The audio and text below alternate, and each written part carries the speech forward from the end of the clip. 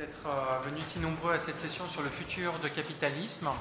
Nous sommes très heureux de vous accueillir avec un panel très divers qui va vous être présenté par Éric Le Boucher.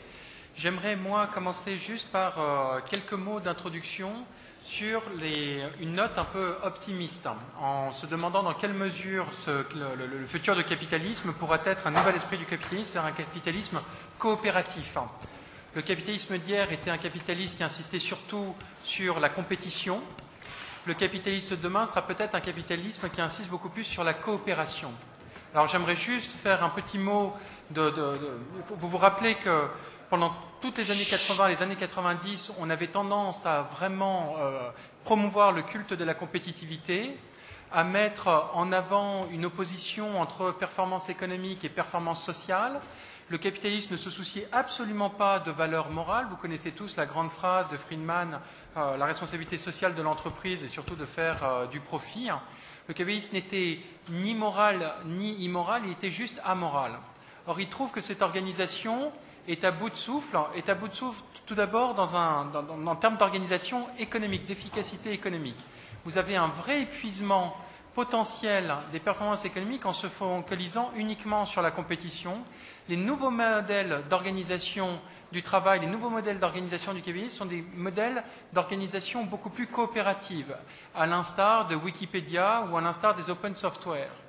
Et je ferai juste mention d'un économiste, Kenneth Arrow, qui, lorsqu'on l'interrogeait sur les sources de la croissance à long terme, avait surpris tout son monde en ne citant pas l'accumulation de capital humain ou l'accumulation de capital physique ou l'innovation, non, en insistant juste sur la notion de coopération et de confiance, et en disant que c'est d'autant plus important dans nos sociétés post-industrielles ou dans les sociétés d'innovation.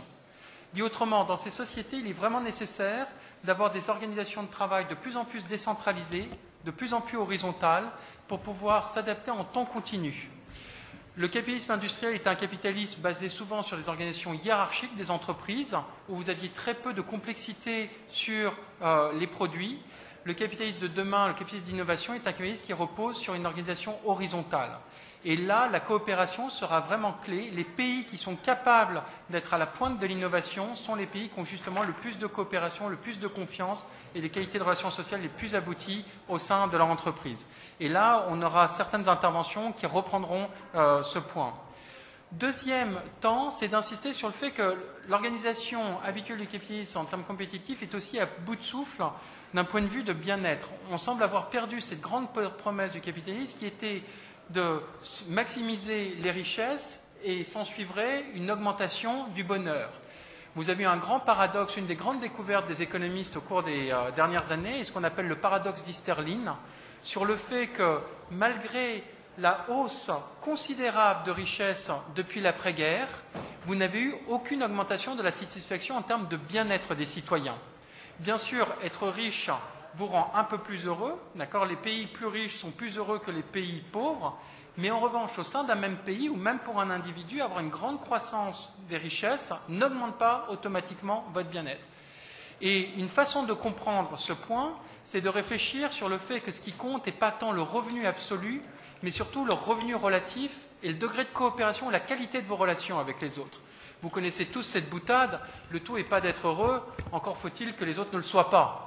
Ou alors, autre façon de le dire, être riche, c'est surtout avoir 10 € de plus que son beau-frère. Vous connaissez tous ce type de repas de famille où vous comparez vos revenus.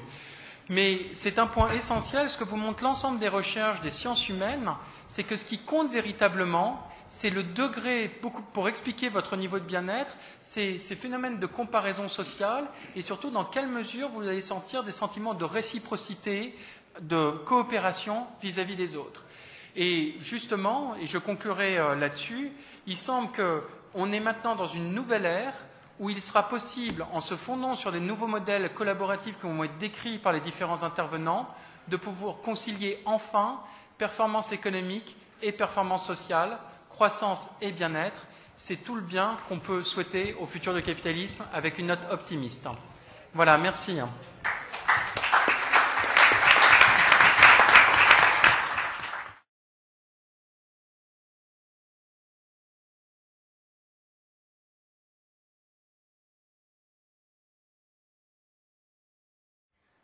Alors, pour parler de tous ces sujets, nous avons un panel élitiste, comme on dit à Davos. Je vais commencer par Adil Ibrahim, qui nous fait la gentillesse de venir entre les avions qu'elle prend, qu'elle est présidente de la Fondation Ibrahim, qui est une des plus importantes fondations en Afrique, spécialiste de l'appui à l'amélioration de la gouvernance, justement. Et alors ensuite, Yochai, je me suis entraîné, mais je ne suis pas sûr d'y arriver très bien, Yochai Benkler, professeur à Harvard, lui est un grand spécialiste des stratégies coopératives, justement, de fabrication d'informations et des sociétés ouvertes et des réseaux sociaux. Dominique Cerutti, après une longue carrière à IBM, est maintenant président d'Euronext, PDG d'Euronext, et président de New York Stock Exchange. Euronext, vous le connaissez tous, c'est un habitué des lieux. Jean-Pierre Clamadieu est lui industriel, ça va nous servir dans ce débat. Et après une longue carrière chez Rhône Poulenc et ses suites, il est aujourd'hui PDG du groupe Solvay. Et puis un professeur, Hartmut Rosa, qui est professeur de sociaux et de théorie du travail à la Friedrich Schiller Université de Jena, en Allemagne, et qui, lui, est un grand spécialiste du temps et de l'accélération du temps, pour ceux qui étaient là hier.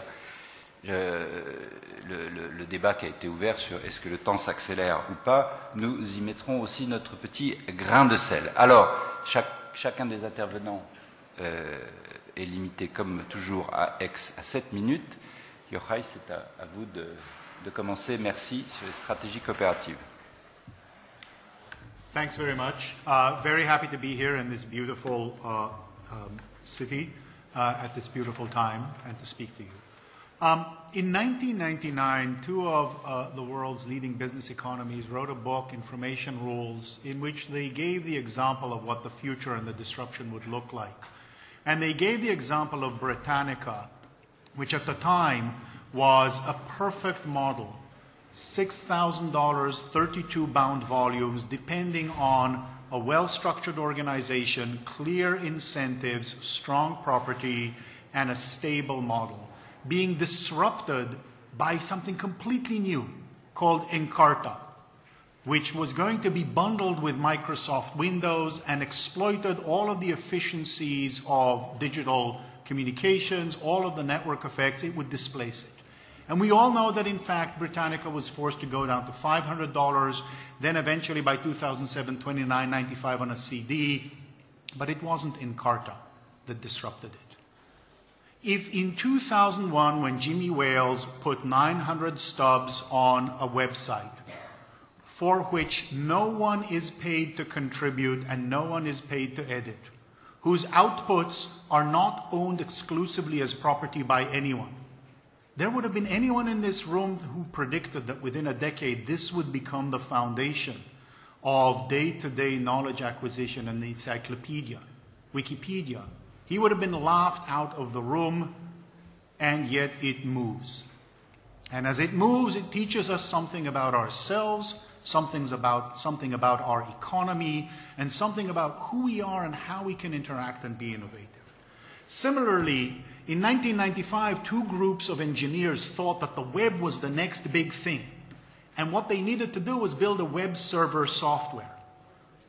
One group was Microsoft, and they understood this to be the central strategic move to the next platform. The other group was a group of volunteers who chose a model that required volunteering and that no one owned the software that came out exclusively. Anyone could use it, anyone could share it, anyone could develop and redistribute it. Since then, over 2 cycles of boom and bust, this mission-critical piece of software, 65% of the market in web server adopts either Apache, which is free software, or Nginx, which is free software. Only about 20% adopts the Microsoft server or any proprietary model. Between these two, we see, it would be really much better for me to finish speaking if I between these two, we have a completely new model. For the first time since the Industrial Revolution, the most important inputs into the most advanced economic activities of the most advanced economies are widely distributed in the population of wealthy countries and widely available to at least emerging middle classes in poorer countries. Computation, communications, and information.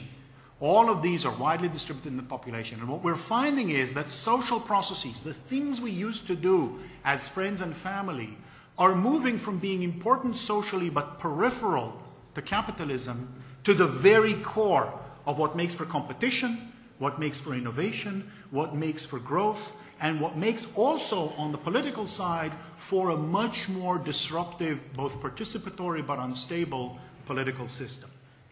If the first 2/3 of the 20th century, following Weber, were involved in the concentration of functions, social functions were concentrated in the welfare state, economic functions were focused from the market into ever larger organizations that tried to centralize and bureaucratize production.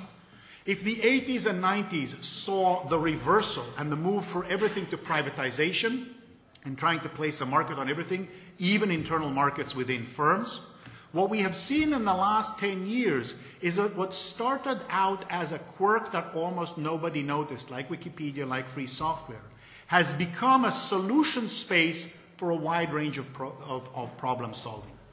Whether it is the UN High Commissioner on Refugees putting out satellite images for volunteers online to find the most recent refugees here and there, whether it is transparency groups trying to make data available for citizens to look at and view and understand, or whether it is IBM that 12 years ago basically says, I'm not going to do proprietary software.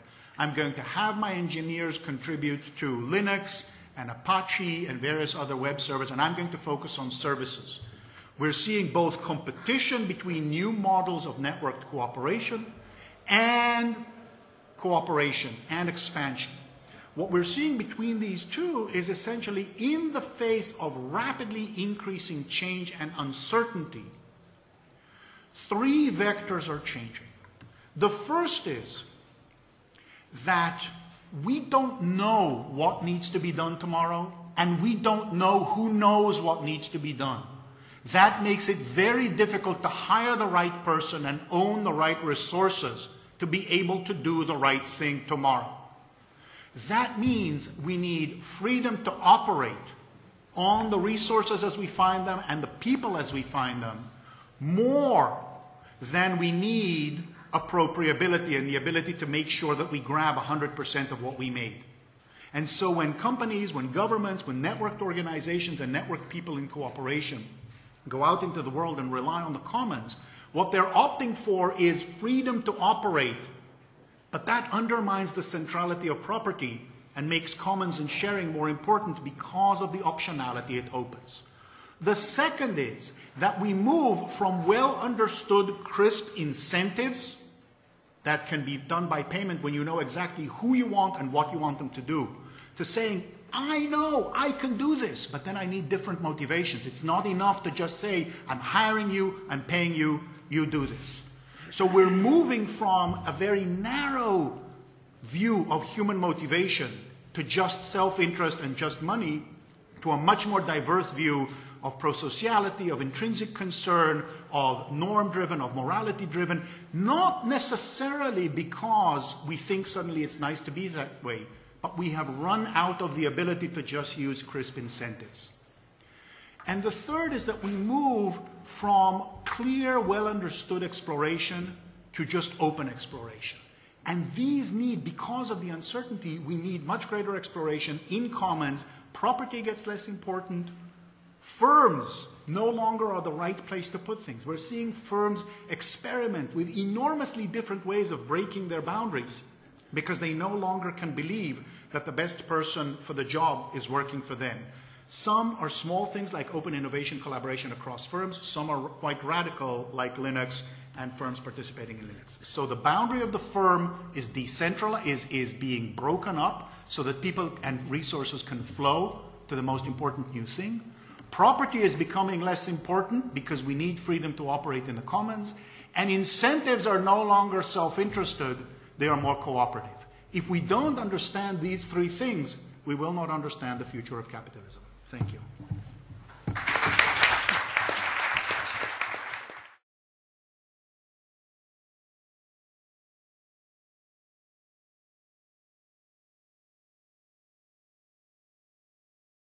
Voilà. Alors maintenant, à vous, Dominique, vous êtes dans le vieux capitalisme, vous étiez le roi, la finance. Hein. Qu'est-ce que vous allez faire de votre couronne? Alors, vous commencez fort, Eric.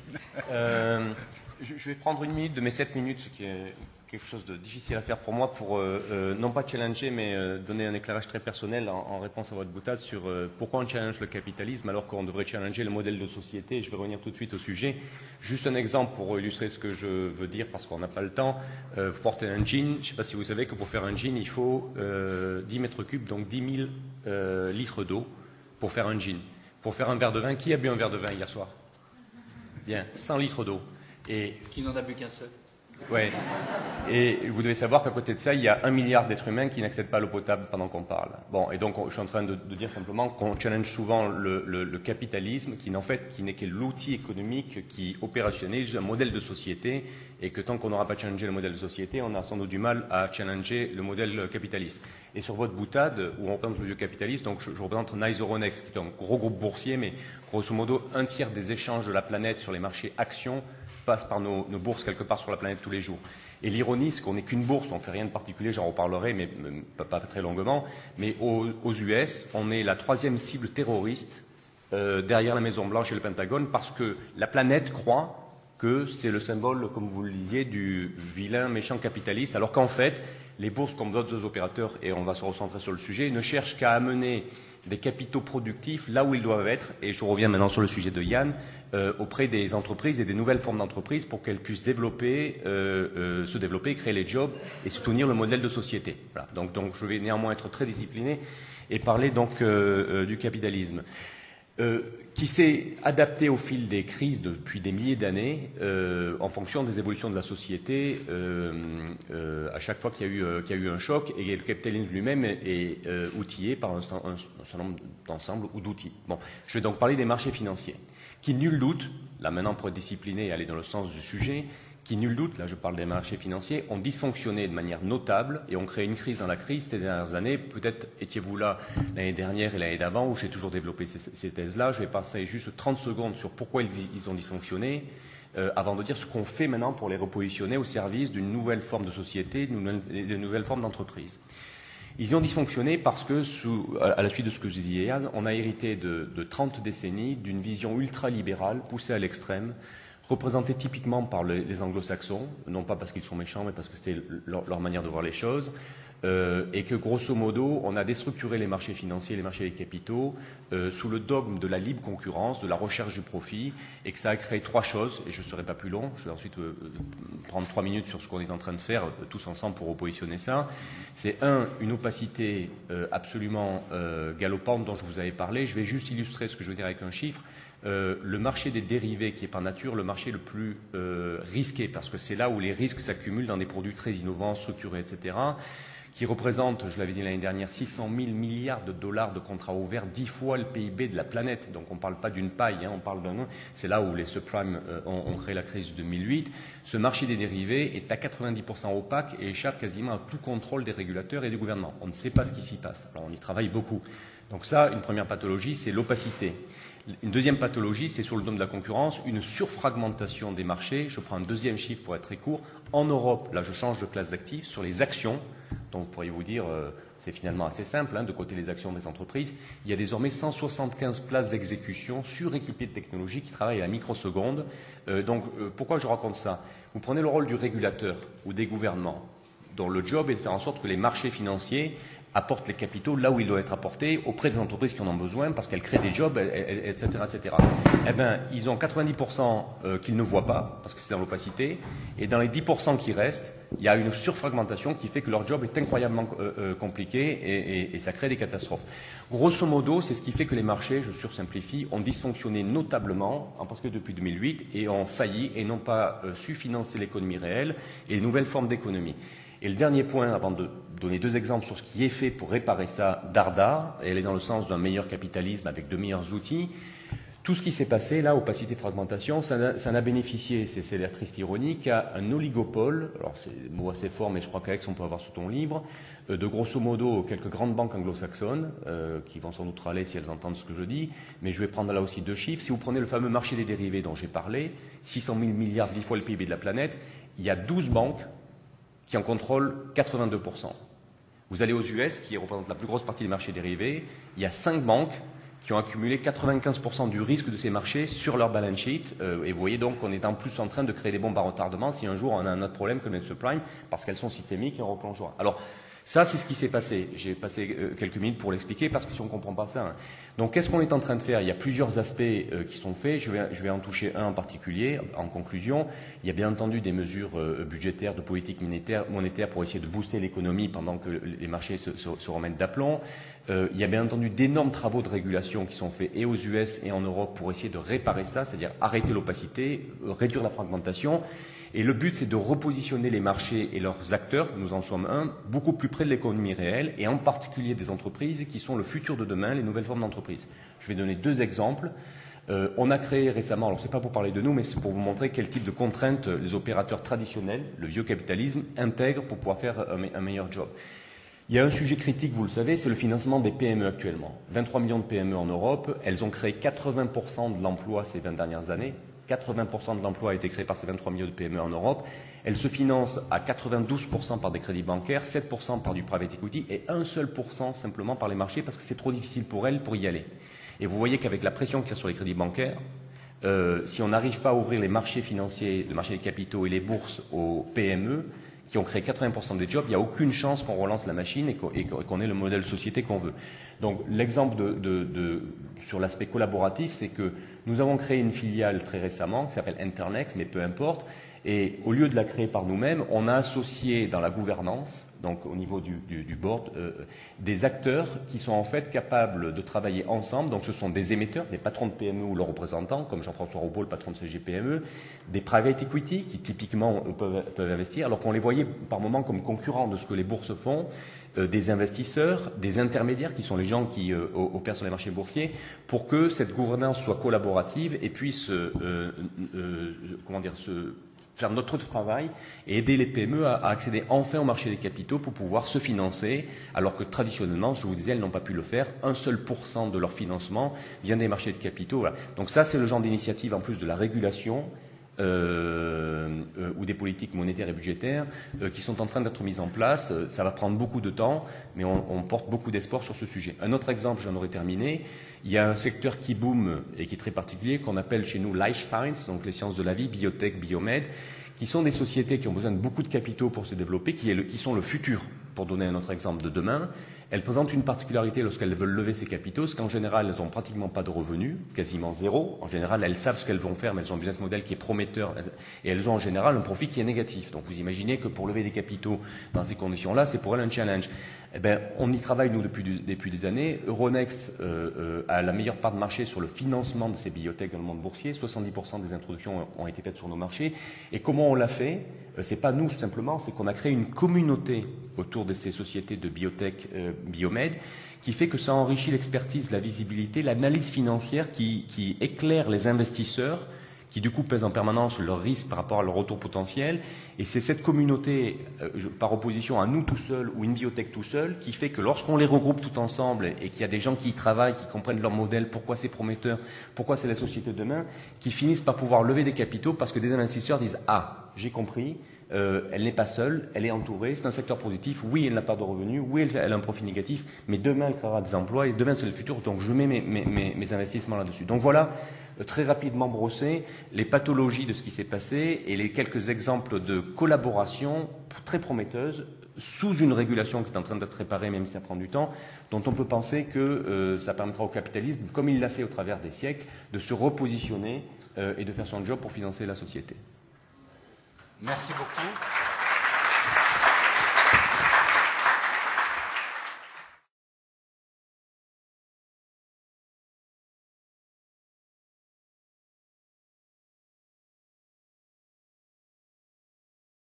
Alors, maintenant, côté industriel, justement, Jean-Pierre Clamadieu, est-ce que vous commencez à défaire un peu de ce vieux capitalisme d'actionnaire ultralibéral, comme vient de dire le patron d'Euronext.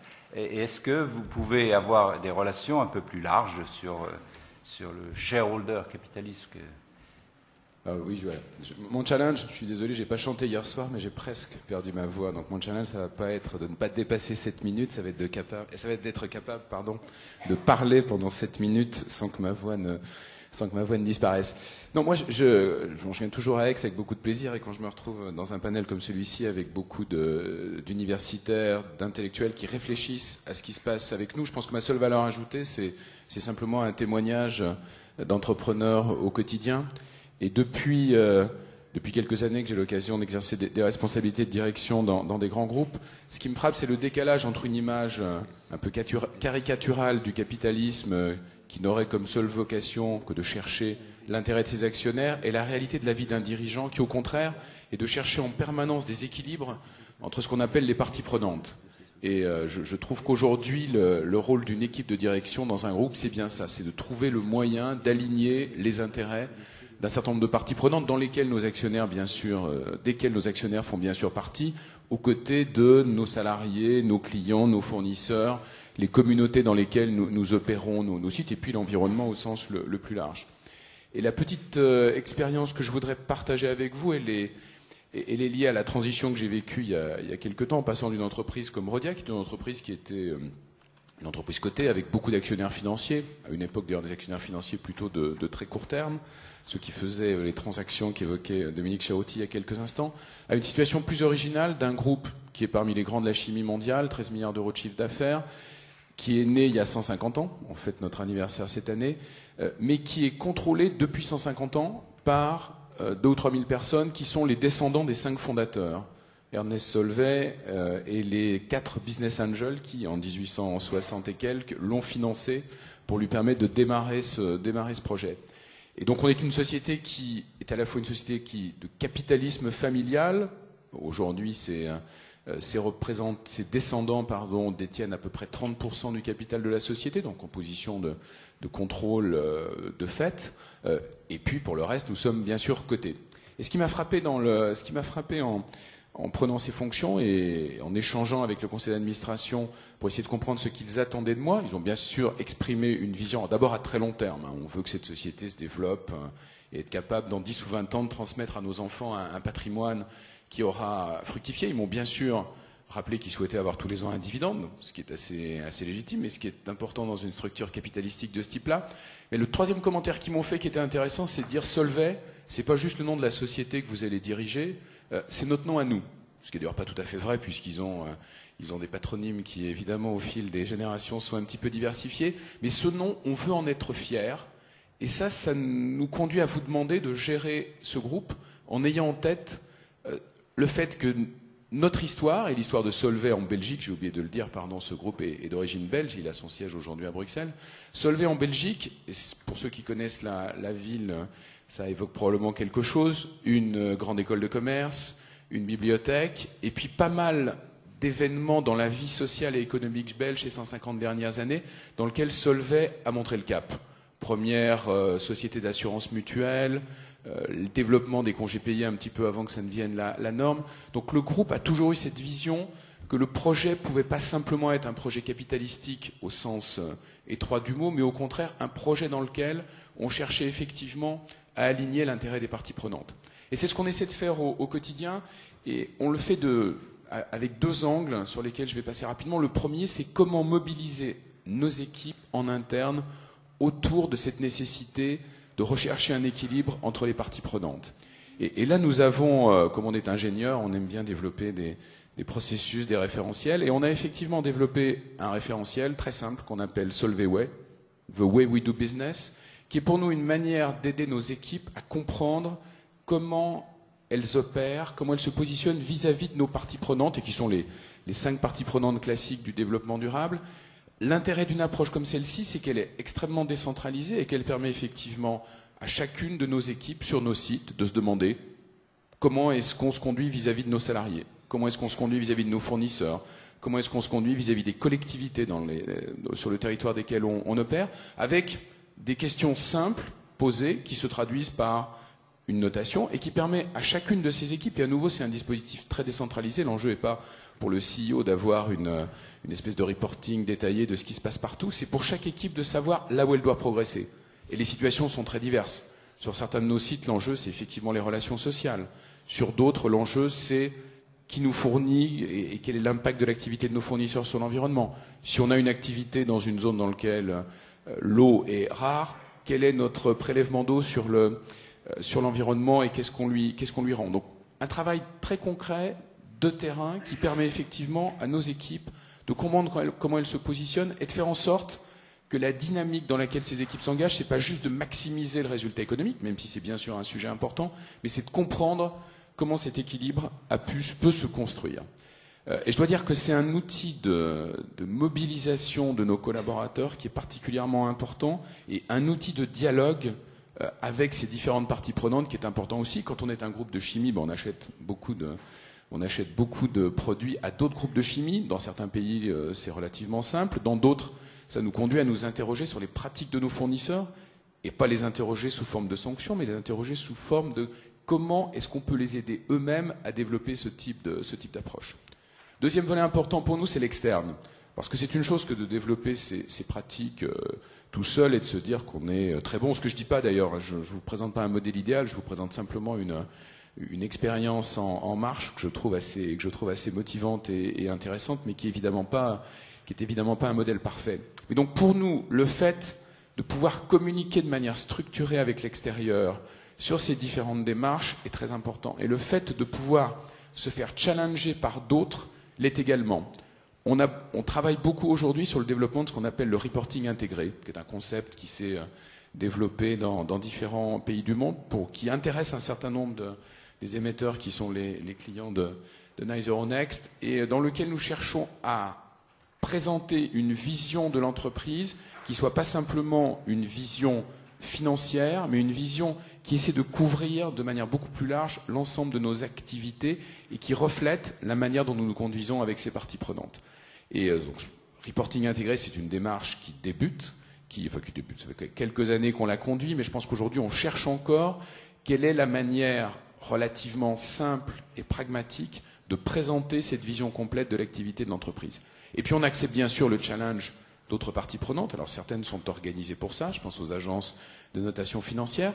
D'autres sont par exemple des syndicats mondiaux avec lesquels nous avons passé un accord et qui leur donne au fond le droit de nous challenger. Et ça, je crois que c'est un élément important. Il vous reste 30 secondes. 30 secondes. 30 secondes pour dire deux commentaires.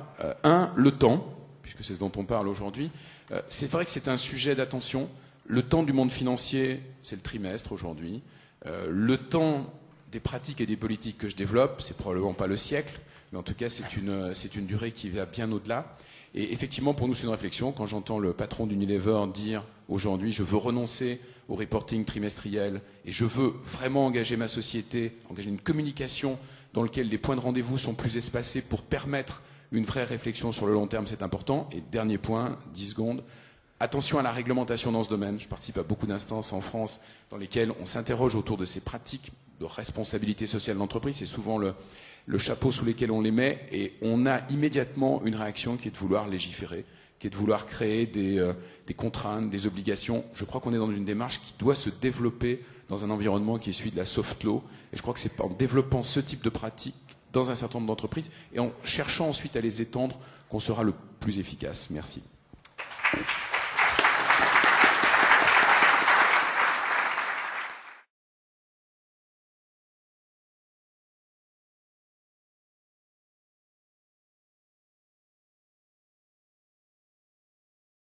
Alors maintenant, on va passer à un acteur, après la finance, après les entreprises industrielles, un acteur considérable du futur capitalisme, la société civile. Et pour nous en parler, Yael Ibrahim.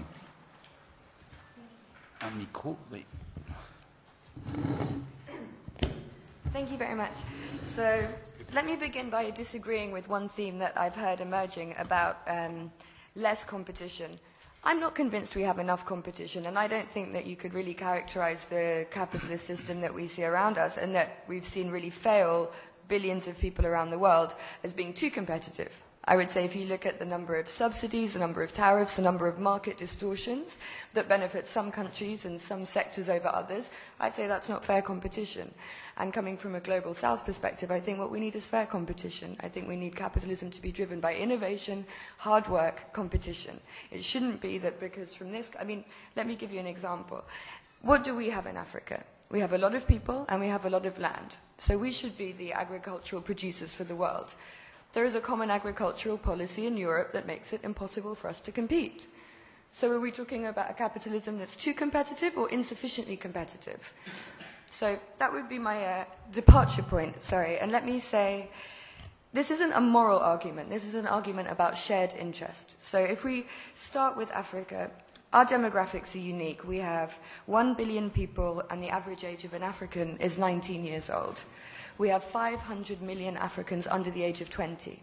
So over the coming 20 years, as these hundreds of millions of young people enter the labour market, it's clear we won't have sufficient jobs for them. But they will also be the most educated and the most connected generation of Africans that we've ever seen. So we're not going to have enough jobs, we're going to have educated people who are connected. And the pattern for repeats of what we've seen in Tunisia, what we've seen in Egypt, is very clear. There's huge potential for that kind of instability. But then if we look a little bit further at that narrative, and particularly these very educated, engaged young people who understand global governance architecture, they understand systems are unfair. You cannot sit with an 18-year-old Senegalese and defend to them the UN Security Council and who has a veto and who doesn't. You can't defend this architecture that we've created. So when you look at this young generation, and then you listen to what the Occupy Wall Street movement is saying, you listen to what people are saying on the streets of Istanbul and in Sao Paulo, it's a very similar narrative. So this isn't actually really necessarily just about North and South. It's about youth and an older generation, and a young generation that has real challenges with the way capitalism has worked, the way their parents have managed the capitalist system and what their future looks like. And we know in developed countries we have young people whose futures will not be as promising as their parents, right? They will have less access to jobs, they will have less access to wealth than their parents' generation did. That's a huge failure. That's absolute failure on behalf of one generation to hand over to the next. So I would argue for more competition, but where you do need collaboration is that if we start getting out of these very short-term political election cycles that allow our politicians to create these kinds of short-term incentives, we start talking about longer-term strategic planning, then I think you'll find greater collaboration between young and old, but between civil society and business and government. There are examples, be it between trade unions and employers in Germany, where people have been collaborative because there has been clear agenda setting. People have understood that the need is for growth that's inclusive, that's equitable, and that's job creating. Now, if we create that kind of capitalism and our leadership generation understand the need for that, then I think there's huge potential for collaboration between all these three sides of the triangle. And we'll see business and civil society collaborating to hold government accountable. We'll see government and civil society collaborating to hold business accountable. And we'll see government and business holding civil society accountable, because we need to be held accountable as well. So there's huge scope for collaboration. There's huge scope for building a capitalism that reflects what the young people want. But until our senior generation understand this, then I think, a lot of the conversations that I'm hearing are elite conversations that are at such a huge disconnect from what is happening on the ground in our world today, that I question that we have a shared future that's positive. Thank you.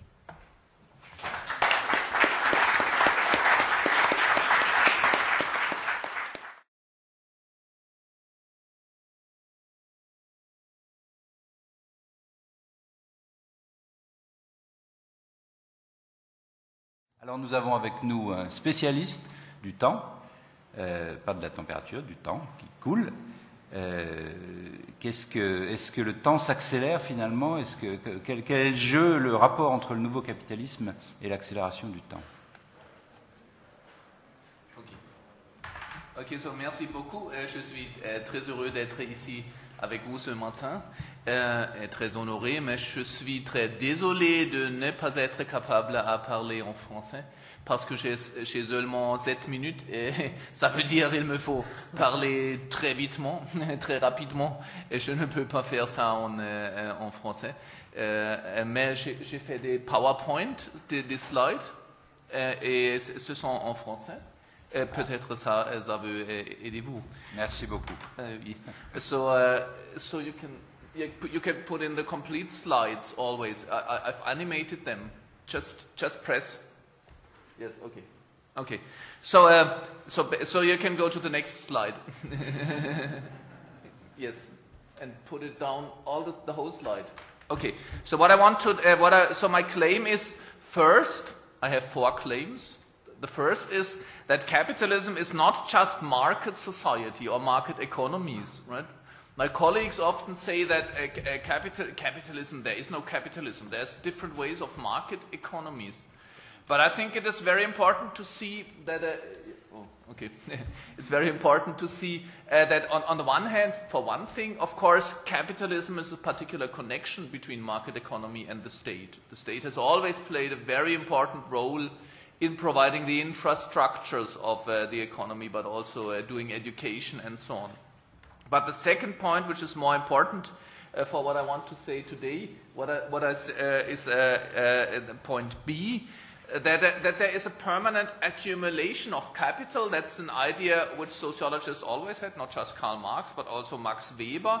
And that leads to a very important thing, namely that capitalist economies need to grow incessantly. They always need to grow in order to survive, right? If there is no growth, no croissance, we can see what happens in Greece, for example, right? But you see some of it also in France. Then we lose jobs, then the companies close down, then the welfare expenses rise and the income goes down. And in the end, also the political system breaks down because there is no political legitimacy, right? So capitalism, that's the main argument what I want to make, right? This leads, it really is the main argument, to a logic of escalation. Every year you have to do more than the year before. And this relates, you can go to the next slide now, also to a permanent need for acceleration and innovation. And that's not so bad. I think a lot of speakers have said this, and in many other places. That's good. It leads to innovation, to speed up the world, right?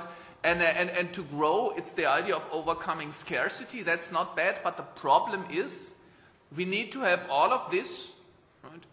Acceleration, innovation, growth, just to stay at where we are, just to keep the status quo. So what was a good thing in the first place, you talked a lot about happiness, right, and well-being. So what is principally is very good, and I think probably for vast segments of Africa, this might be the case too, to have innovation and growth and speed. In the end, becomes like an iron cage. That was a term by Max Weber, right, who certainly isn't a communist or a Marxist. But he said, but the idea is we need to be faster each year.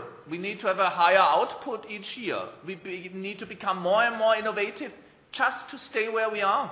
Right? If you say, okay, that's enough, if a company says it's enough, or an individual, or a country, you go down the drain, right? You lose out. So every year we have to make more and more efforts to keep the status quo. Too fast? So I have non, je demandais à ce qu'on essaie de jouer de l'index et du pouce pour l'image, mais ça va venir. Yeah. So I will read you the definition. I can read it to you in French, right? So le capitalisme est caractérisé par le fait qu'il a besoin de la croissance, de l'accélération et de l'innovation pour maintenir le status quo. I call this dynamic stabilization, stabilisation dynamique, right? Become more and more fast, efficient, innovative, just to stay where we are, right? So secondly, this leads to a logic, the next one, next slide. This leads to a logic of escalation, right? We need, but basically that's the same claim, right? become faster, become more innovative, and grow each year. For example, right now, Germany, we don't have high rates of growth, right? It's between 1% and 2%. It's even below 1% right now, right? But nevertheless, just last year, the German gross domestic product rose by the whole output of the year 1870, right? So that means we have to, in absolute numbers, that means every year you have to make an increasing and incredible extra effort just to stay where you are. So this leads to what I've described, what I tried to describe in many books, or in 2 books, to be precise, as the logic of social acceleration, right? We set the world in motion at an ever faster pace, materially, socially, and in the world of ideas, and we do it through the next slide, technological acceleration, speeding up transport, communication, and production, but also making the world become less stable, the world around us changing faster and faster every year. And as individuals, we have to accelerate the rhythm of life. We have to try to get more things done per unit of time. Now, why is this a problem? Right, this is the third. Next slide. My third and most important claim. I think this kind of capitalism cannot go on forever, and I believe it's vitally important that the economists also see this, right? And why not? Well, because there are some things in our world which you cannot dynamize and speed up indefinitely, right? So this logic of escalation, of increasing innovation leads to problems wherever the world has segments, parts, or spheres which are not capable of speeding up. So I brought this in several points. So first, logically, we need more and more energy to keep the growth system going. It needs physical energy, basically carbon-based, oil and other things. Each year it's just growing, right? But we also need individual energies. Right? The doctors say this all the time, right? And it's also a political thing. Every year we have to motivate people and to get more activation from them to keep the logic going. But secondly, I think it's a problem, and in France you see it in the discussions, but you see it all over the Western world at least. We lose the sense of progress, right? So we know in France and Germany, probably also in the US, yes, next year we will be faster, we will be more innovative, we will have growth, but we will not overcome scarcity. Competition will get even harder. We will not overcome the scarcity of time either. So actually nowadays the parents say we don't expect our kids to have a better life. They don't say so in France, they don't say so in Germany or in the US. That no longer we expect our kids to have a better life. We say, hopefully, life will not be much worse. Right? So that means we are no longer running towards a great goal, a bright future. We are running away from the abyss, which is behind us, from the apocalypse. And this is not a sound system.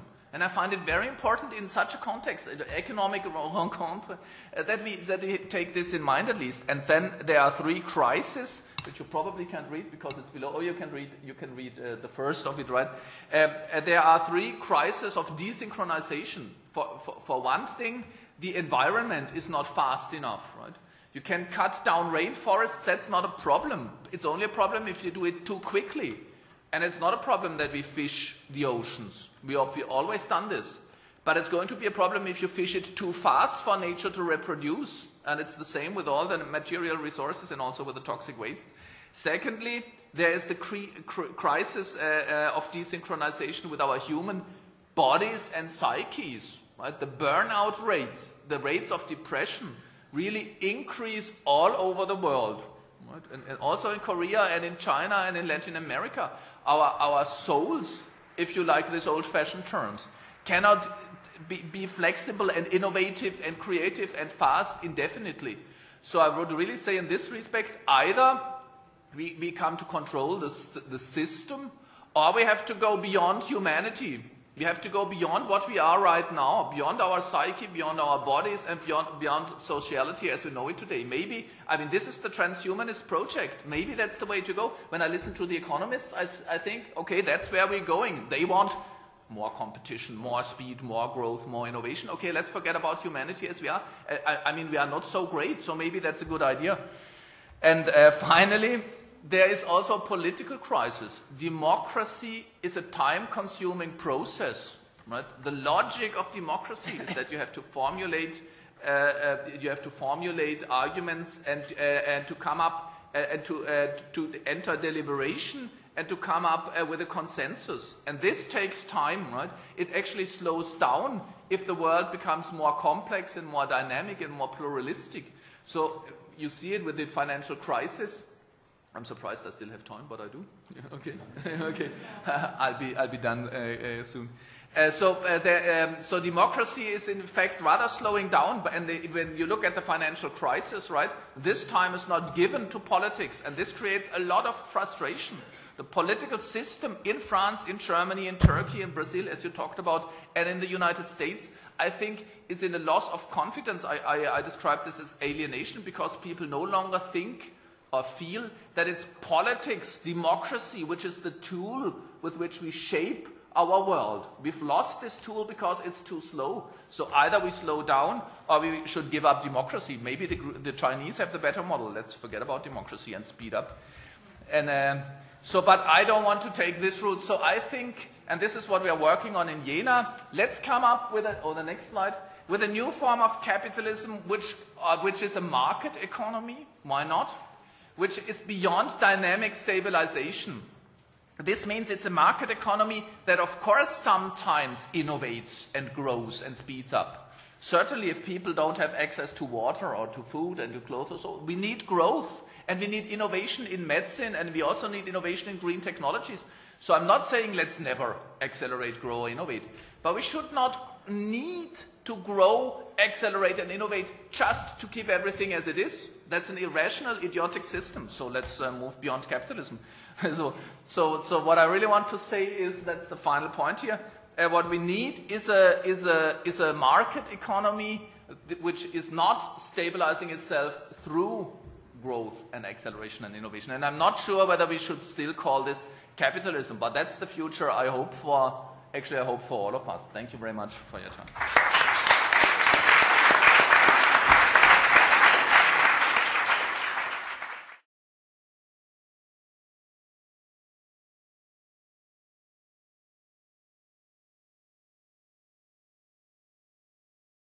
Nous avons du temps pour la discussion, une petite demi-heure, et donc préparez-vous à poser des questions, et il y a une première question, comme cette année toujours, par une étudiante, Chloé, qui va se présenter.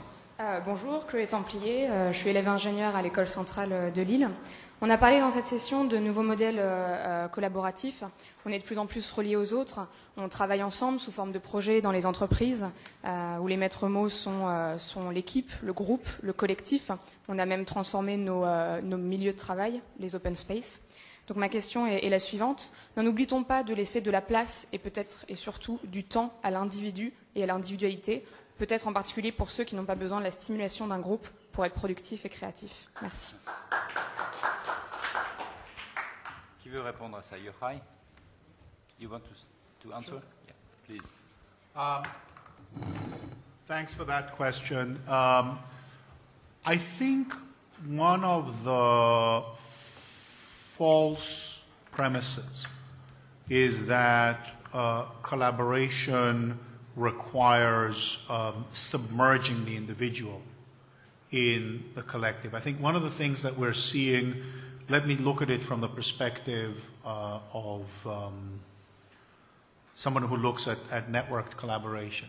One of the things that's discreetly new about networked social collaboration, both when it's productive and innovative and when it's social or participatory, is the capacity to do both things at the same time. Some of the most active contributors to free and open source software projects are people who work intensely by themselves and then share and go back and forth. It's actually, if you go back 100 or more years, social relations were primarily very strong and highly interconnected and highly constrained by relatively stable social norms. What you're beginning to see instead is then you have the enemy of the breakup within capitalism of just complete atomization and structuring within administrative systems of production, of social delivery.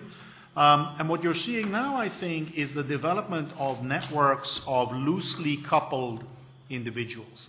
So what you get is maintenance of the individual and the creativity existing across multiple collaboration platforms, because you no longer have lifetime.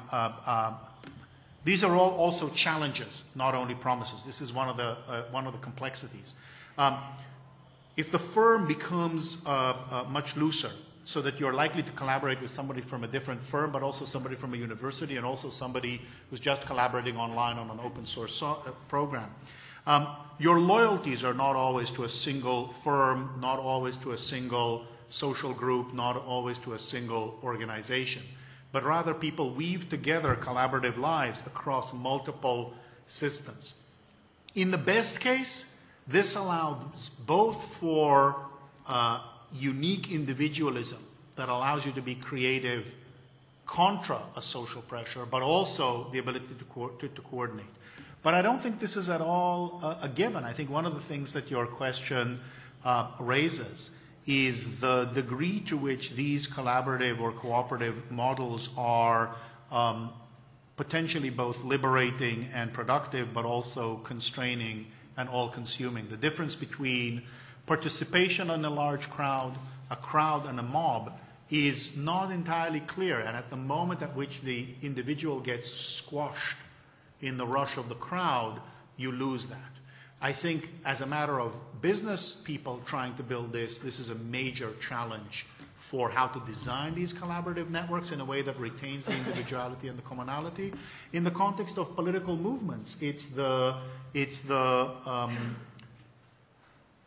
risk of not believing somehow that participation and online participation is necessarily more democratizing, as opposed to that in fact it ends up being some form of rush that ends up not actually being able to organize in a productive way. So these are both promises and challenges raised by this question of yours. Thank you. Alors, d'autres questions? Allez-y au premier rang, puis, oui, je vous ai vu là-bas, d'accord. Pardon, mais vous posez des questions, pas de discours, hein. Une question. Voilà. Pierre-Etienne Laurenceau from Leaders League, Harvard Business School grad. Question for you and you. The junction of those two worlds of transaction on one hand and communities on the other hand leads to the question, I think, of building a community around a market, but also the question of leadership.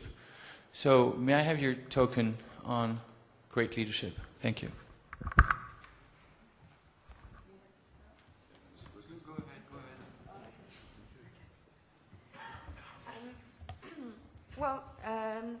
Well, so great leadership is about risk-taking. And, you know, I would say the reason that our foundation has had, because we've worked on these issues now for almost a decade, and before they were fashionable, was because we understood that there's a disconnect between governance and leadership. And governance is about risk management, and leadership is about risk-taking. And I think you want the governance of an institution to ensure that risks are properly managed, but at the very top you need a risk-taker. And I think that tension is very interesting, and the challenge obviously of risk-taking is it's not always democratic, it's not always good governance. You know, I'll give if you'll permit me, I'll give you an example from the public sector, not the private sector. You look at somebody like Nelson Mandela, who, against the wishes of his party, started negotiating an end to apartheid. It's an amazing act of leadership. It's a terrible act of governance.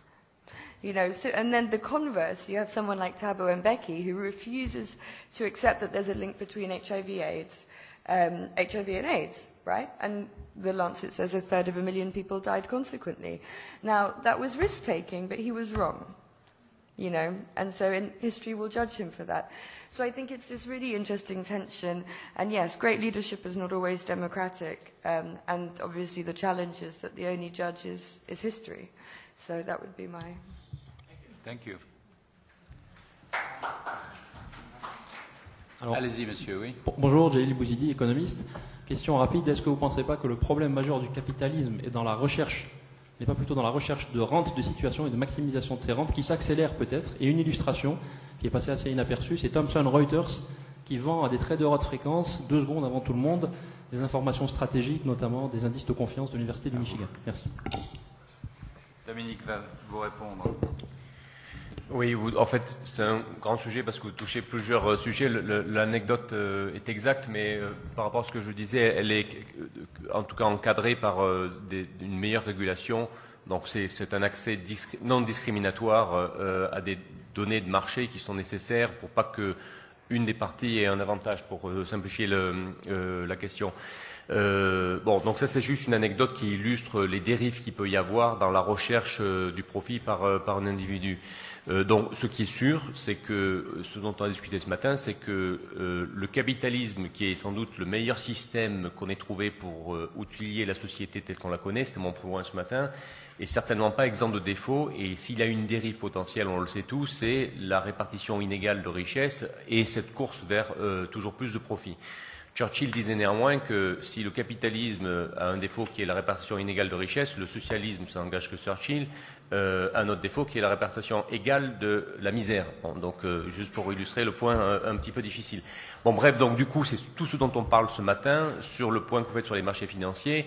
S'il y a eu une chose de bon dans la crise de 2008 et ses développements, qui encore une fois n'était qu'une crise très technique mais très grave, dans une transition de société beaucoup plus douloureuse, c'est la prise de conscience de tout le monde, des gouvernements, des régulateurs, qu'il fallait une meilleure régulation pour encadrer ça et, comme je vous le disais, ramener les marchés financiers plus près de l'économie réelle et du financement de l'économie réelle. Ça n'exclut pas la recherche du profit, mais alors je suis tout à fait d'accord avec vous. Les bourses qui ne sont que des plateformes neutres, vous comprenez que nous passons notre vie à travailler pour la transparence et pour que les marchés soient efficaces mais au service de l'économie réelle. Ce que je dirais simplement, c'est que les efforts depuis 2008, et on peut tous regretter qu'ils soient trop lents, sont en train de faire en sorte qu'on inverse les priorités, c'est-à-dire les marchés au service de l'économie et donc de la société, comme un outil et non pas comme un maître, et que la recherche de profit des acteurs soit secondaire, elle est légitime parce qu'elle finance quand même l'innovation, la recherche, etc., mais qu'on reprioritise. Et c'est sûr que ce qu'on a vu ces dernières années, je vous le disais, c'est l'accumulation de 20 ou 30 ans d'une vision ultralibérale a conduit à inverser ces objectifs, et il faut qu'on change, on est en train de le faire. Regret, c'est que depuis 2008, tout ce que je vous dis est en train de prendre corps, on est 6 ans après, mais on a encore pour 2-3 ans avant d'arriver à un système qui a été grosso modo rééquilibré. On peut se dire que 10 ans pour rééquilibrer un système, c'est un peu long. Ça fait quasiment, non pas une génération, mais une demi-génération de sacrifiés au passage. Voilà. Donc vous avez raison. Mais quand vous dites on rétablit le système, on a parfois l'impression de l'inverse. Vous nous avez dit, il y avait combien 175 plateformes, ou 175 plateformes. Donc on a l'impression que vous êtes dépassé. Oui et non, ça c'est l'héritage, mais encore une fois un héritage de 20 ou 30 ans de vision, ce qui s'appelait la théorie des marchés efficients, etc. On ne peut pas le corriger en quelques jours, mais il y a à la fois des travaux de régulation qui sont en train de fixer ça pour début 2015, donc c'est presque demain, qui seront normalement très efficaces. Et deuxièmement, des opérations industrielles, je ne vais pas parler de nous, mais c'est ce que nous faisons. Les bourses, par exemple, réagissent et se consolident pour offrir des bassins de liquidité qui, par nature, sont près de l'économie réelle et qui puissent lutter contre cette fragmentation. Donc il y a à la fois au niveau des industriels ou des opérateurs et des régulateurs, donc des gouvernements, énormément d'efforts qui sont en train de converger. Mon pronostic, c'est que la prochaine décennie sera beaucoup plus sage et qu'on va repositionner les marchés beaucoup plus près de l'économie réelle. Merci. Une autre question, s'il vous plaît. Oui, Bernard Baron, c'est pour suivre sur ce qui vient d'être dit, c'est pour ça que je prends la parole. Est-ce que cette volonté de rééquilibrage est européenne, occidentale, mondiale? Je ne veux pas accaparer la parole, mais c'est une très bonne question. Donc très rapidement, les 30 ans d'héritage qu'on a eus sont typiquement une culture anglo-saxonne. Je ne les diabolise pas, j'ai été éduqué des deux côtés de l'Atlantique en ce qui me concerne, mais simplement qui disait, pour faire très court, théorie des marchés efficients, il y a tellement de technologies, on peut charger toute l'information nécessaire disponible dans la formation des prix, qui est un phénomène fondamental pour protéger l'investisseur et les émetteurs. Mais donc on va le faire parce que la technologie le permet, la globalisation aussi, mais surtout, messieurs du gouvernement régulateur, ne vous en mêlez pas, lourdeau que vous êtes, parce que vous allez freiner le truc. Bon, ça disait ça. Donc, et ça, c'était une vision qui est très anglo-saxonne. Une des bonnes choses de la crise 2008, c'est que la plaque européenne, et en particulier le continent, parce que vous doutez que Londres est plutôt du côté des anglo-saxons, ça échappe à personnes. L'Europe et la zone euro ont enfin compris qu'ils ne pouvaient pas abdiquer la définition des marchés et de leurs infrastructures à un camp anglo-saxon. C'est pas agressif, c'est simplement qu'on peut pas. C'est une industrie qui est tellement importante pour financer la société. Donc ça prend du temps, mais alors moi, ma grande satisfaction, c'est ça, et je lutte tous les jours pour ça. Il y a un courant de pensée qui se transforme en politique industrielle des marchés de capitaux en zone euro qui est en train de voir le jour, et ça prend du temps, mais au moins on s'y est remis. Voilà, Hartmut Rosa voulait ajouter quelque chose.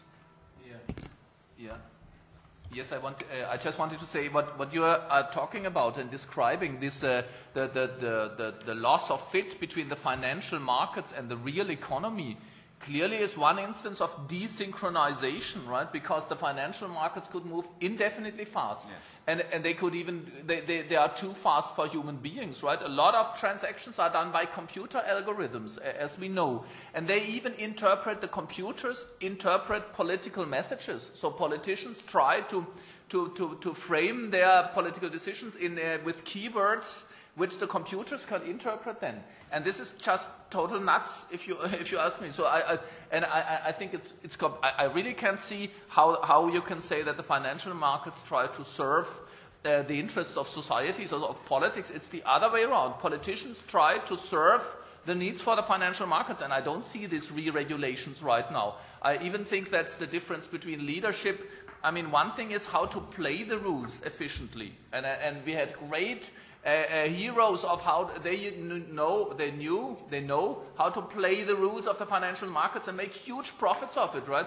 But real leadership is not to really play the rules, but to change the rules. And I don't see this kind of leadership right now. And in fact, I mean, the real economy, producing goods and consuming goods, are both time-consuming. And if you let these things totally desynchronize, then you end up in disaster, as we've seen with the financial crisis. And if you want to resynchronize it, then you have to go to recession, which is a complete slowdown, which we have seen.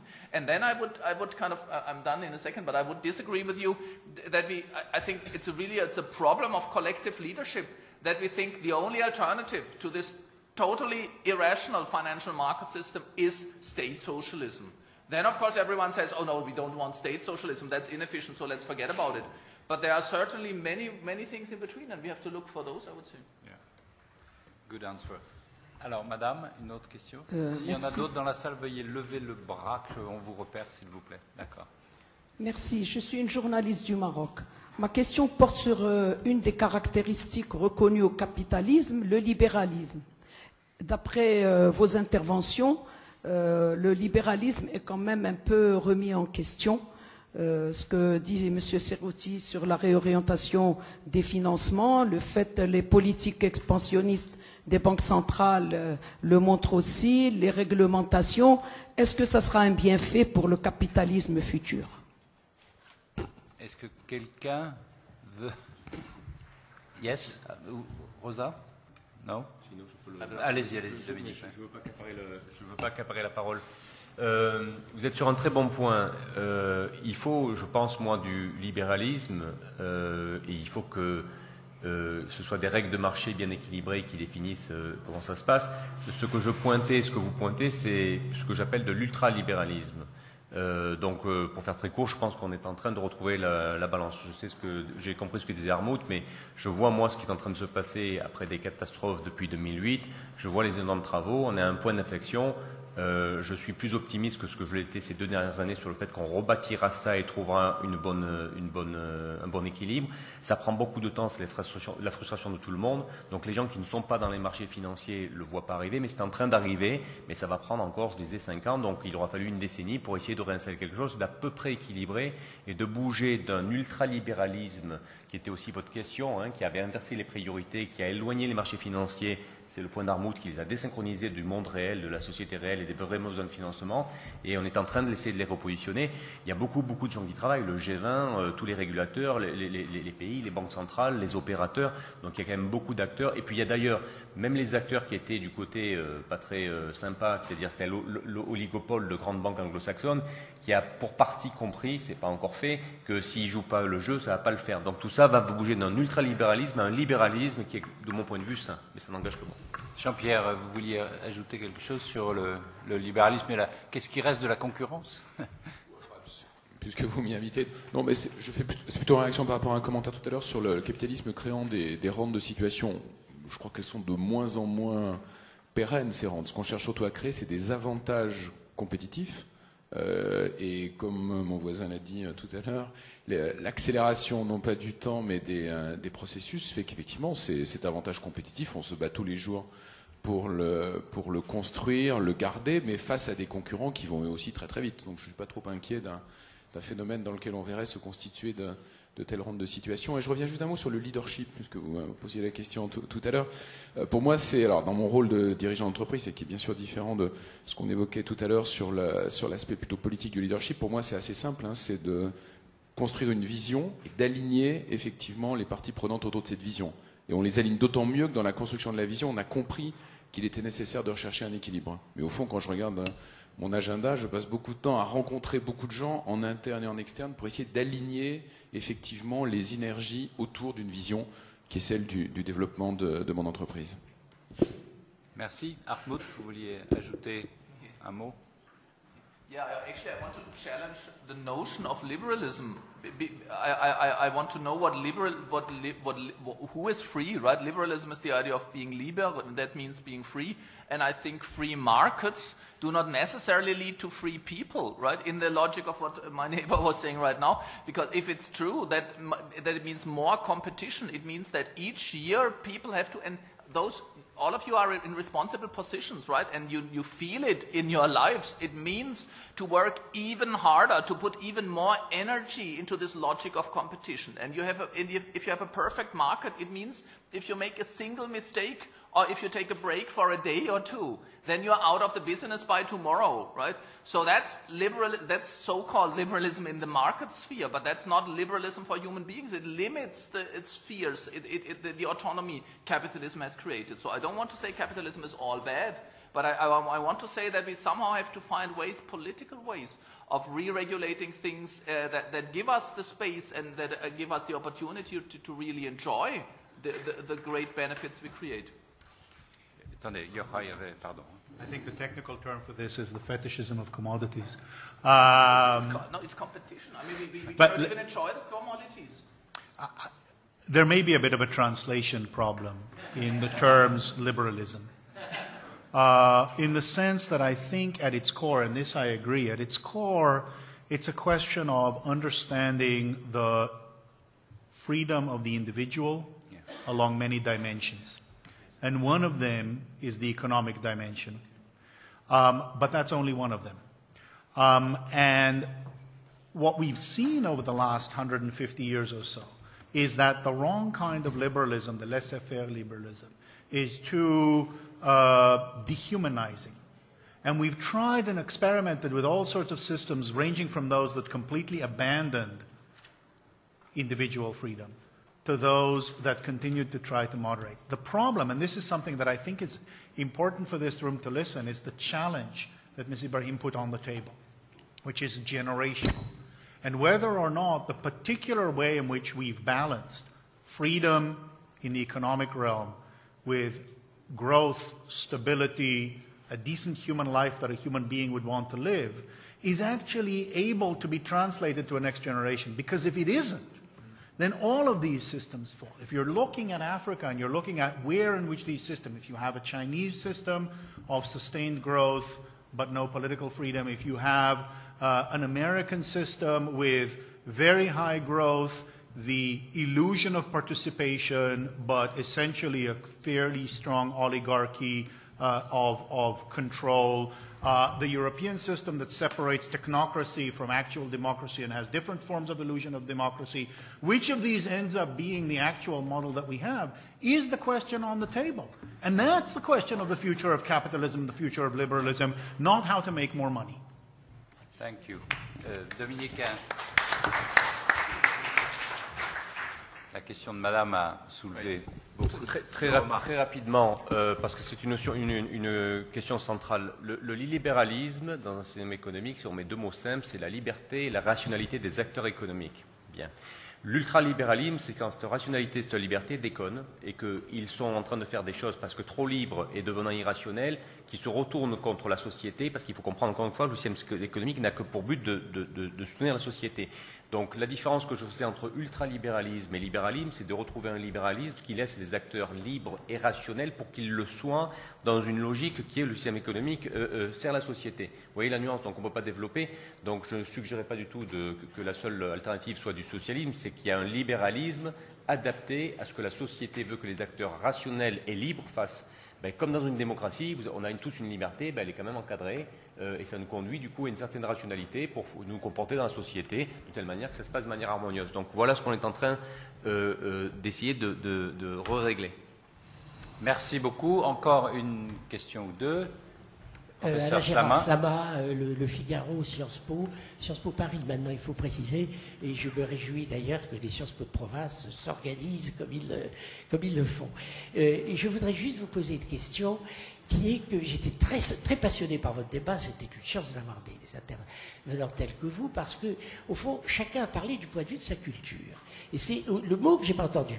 Et sauf quand Mademoiselle Templier, je crois, je ne me trompe pas sur son nom, est intervenue pour dire mais nous, en France, nous ne percevons pas de la même façon le problème des réseaux. Nous avons, dans une communauté, nous ne nous sentons pas nécessairement des individus. La problématique de l'État et de l'individu est une problématique quasi hegelienne et conflictuelle. Mais la problématique du réseau, c'est que vous êtes dedans ou vous n'y êtes pas. Vous êtes insider ou outsider. Alors, ma seule question, très vite, puisque je ne suis pas, c'est est-ce que vous avez été les uns comme les autres conscient du fait que vous exprimiez du point de vue d'une culture et que vous cherchiez une réponse qui, elle, visait à l'universalité, ce qui me paraît évidemment un peu paradoxal. Professeur ? Oui, ma réponse est dans Tocqueville. Par exemple, pour ce qui vous concerne, bien entendu, mais j'aurais pu dire aussi, il dit la notion de la privacy est tellement fortement implantée dans la culture d'héritage puritain que, au fond, aux États-Unis, la communauté ne gêne pas trop l'individu. C'est la réponse que vous avez faite. Et tout à fait intéressante et pertinente. Je ne remets pas en cause vos réponses. Je dis simplement que chacun d'entre vous s'est exprimé du point de vue de sa culture, ce qui pose la question, évidemment, du modèle que vous recherchez et de la possibilité de l'adapter à un niveau universel. Actually, I almost would dispute that because I tried to come up with a definition of capitalism or even of modernity, right? Which means the need, if you do not grow and speed up, you lose. And this has nothing to do with cultural orientation. So I think it's true. We are very different all over the world. We have different cultural outlooks. But there is this one need, right? That you either go up by increasing and speeding up, or you go down. And this is exactly what I want to say, right? No matter what your values are, what your conception of freedom is, either you speed up or you lose out. So I really think I agree when it comes to the solutions. Then all the differences matter. But that we share this collective problem, I think is a kind of universality, right? So we can start from there and try to think of some mechanisms to overcome that. Thank you. I would just respond to that by saying I think I very much tried to speak from a generational perspective, and I was talking about the commonalities between Turkey and Brazil and Africa and Paris and London and that whole global Occupy movement, which maybe didn't go where it could have, but I think was an interesting moment. And I think the challenge of speaking generationally, I don't know. The things that are shared between those communities that I'm talking about are huge and are real and are relevant. You will have to have some local solutions. I don't dispute that. But we're actually talking about global governance. You can't have a local solution to the World Trade Organization. These are big, big issues. And I think the global, look, I'll leave you with one thought. Archbishop Tutu always says human beings are built for interdependence. Okay, Ubuntu, this concept of Ubuntu. Societies are now built for interdependence. Companies are. The world is. We live in a globalized present.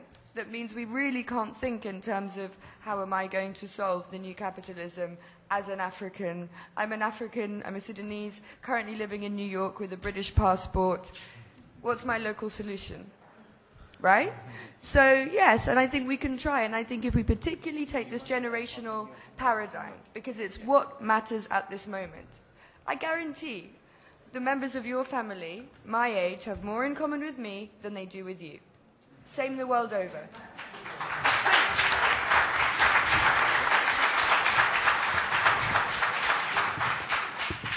But let me come back with one tension that your question raises. And as I'm sitting here as an outsider, listening to the questions, listening to the concern, I see a very European concern.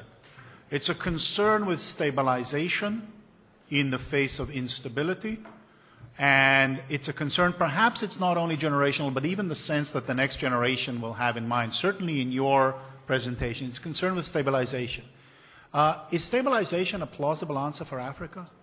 Is stabilization an acceptable answer for Brazil or India? No. It's got to be some form of sustainable, reasonable growth. But if jobs are going to grow there, how can you stabilize here? So there's also really different interest and really big conflict. So the question of agricultural subsidies that you put on the table is a question of let's keep our way of life, you'll deal. But that's not a model of shared humanity. But no, I have to disagree with that. No, because I think it's not right. Because I mean that would be it. I mean it would be completely false. Of course, that's why I said I don't mean that we should never grow or accelerate or innovate. There are certainly parts where they should, and you see it all over what was once called the third world, like Latin America, or Africa, or so. But even there, you see the problems of dynamic stabilization, where you need to grow to keep the status quo. That's a totally different matter, and I don't want to confuse the two, right? To say let's keep everything as it is would not be a good solution to the world, and that's not what I'm advocating. But when you look to Latin America or Asia, you see the same problems. On the one hand, a kind of competitive system which is going mad almost, particularly in Asia, right? On the other hand, so to speak, there's satisfaction through shopping systems, which is kind of the only reward that there is. And there you see the same problems. You see it all over the world in the ecological dimensions, in the way water and other things are distributed in Africa and elsewhere, right? So the problem is really universal. But of course, I totally agree with you. We don't want to stabilize the current status quo, which greatly favors so-called Western developed states on the cost of other states, right? But we have to collectively work to overcome that situation, because to keep this logic of dynamic stabilization going is exactly what harms it ecologically and in other ways all the states you are concerned with too. Merci. Alors c'est l'heure pour Yann Algan d'essayer de tirer quelques, non pas de conclusions, mais de pistes. Quelques pistes rapidement. Je pense qu'on a tous eu une discussion vraiment riche. Vous y avez largement contribué. Vous voyez que pour créer le futur du capitalisme, il va falloir qu'on le fasse vraiment tous ensemble. On a tous des idées, on se contredit. Mais je pense, moi j'essaierai juste de retenir un peu 3 temps qui essayent de résumer les différents commentaires de la salle et de ce qui a été dit. La première chose, c'est effectivement le sentiment de trouver quelque chose d'autre. D'accord ? Il y a une déception qu'on a bien ressentie dans la salle sur le fait que le libéralisme économique ne s'accompagnait pas nécessairement de libéralisme politique, alors que c'était une croyance fondamentale, au cœur de la naissance du capitalisme. On pensait que grâce à l'autonomie de l'individu, vous auriez des richesses, et c'est comme ça qu'on explique le développement en particulier de la Grande-Bretagne, de la Révolution industrielle. L'autonomie politique permettait aussi la reconnaissance du développement individuel économique. Et on sent bien que finalement, cette association ne va pas de soi et a été remise en cause tout au long du XXe siècle. Donc on essaye de trouver de nouveaux modèles. On essaye aussi de retrouver un nouveau modèle sur la contradiction entre individu et collectivité. On essaye, donc vous l'avez souligné à de nombreuses reprises, comment est-ce qu'on peut trouver de nouvelles formes de collaboration, mais qui ne soient pas aliénantes et où l'individu puisse être reconnu. Et là aussi, c'est un enjeu fondamental. On voit bien que ça ne va pas de soi, on n'a pas de solution miracle. Je pense qu'effectivement, il faut reconnaître la puissance de la compétition, de la mise en concurrence pour pouvoir casser certaines rentes, ça a été vraiment ressouligné par Annel, mais on voit bien aussi qu'il est nécessaire de trouver d'autres formes de plateformes de collaboration où on reconnaît aussi l'individu. Et là, ce sera mon deuxième point, c'est de dire, d'une certaine façon, dans toutes ces oppositions entre libéralisme, socialisme ou quelle nouvelle forme, notre impression, c'est qu'il y a déjà un capitalisme, où il y a déjà des nouvelles solutions locales qui sont en train d'émerger. Bien sûr, les entreprises sont en concurrence, mais elles sont en même temps, en leur sein, en train de développer énormément de collaboration entre les salariés, entre salariés et managers, et entre elles. Vous avez, je vous prends l'exemple de cette grande transformation avec ce qu'on appelle un peu le Facebook d'entreprise. Ça a été souvent souligné dans l'ensemble des interventions, où vous avez en fait des plateformes directement de Facebook au sein de l'entreprise qui font remonter les idées locales et on casse l'organisation au CEO, on casse l'organisation verticale et c'est ce qui permet vraiment la croissance. Et je reviendrai sur les questions de leadership et autres. Justement, ça permet à tout le monde de pouvoir s'exprimer parce que nous sommes dans des sociétés beaucoup plus éduquées qu'avant où tout le monde peut avoir une bonne idée. Et les grandes révoltes, les grandes protestations, pour reprendre ce qui a été dit, c'est justement dans les moments où, lorsque vous êtes dans un monde très éduqué, avec des nouvelles formes de collaboration, avec une génération Y qui est habituée à cette nouvelle, à ce capitalisme 2.0, que vous maintenez une hiérarchie verticale dans le monde économique ou dans le monde politique. Et je terminerai là-dessus, sur le troisième point, en disant, en reprenant un peu ce que vous nous dites, le grand challenge, c'est comment est-ce qu'on arrive à remarier aussi cette exigence de coopération avec une démocratie politique. On l'a peu abordé, mais c'était quand même en filigrane. Comment est-ce que vous combinez futur du capitalisme et futur démocratique? Ça ne va pas de soi. On sent bien qu'on a des nouvelles formes d'acceptabilité des politiques publiques ou des connaissances complètement différentes de ce qui se passait avant, d'accord? On ne peut plus recevoir maintenant juste des directives. Et le grand challenge dans le futur du capitalisme, ce sera justement de retrouver des nouvelles normes d'expression démocratique qui sont complètement différentes de celles qu'on a connues jusqu'à maintenant. Et ça, ce sera vraiment le grand challenge des générations futures. Merci. Merci Yann, merci.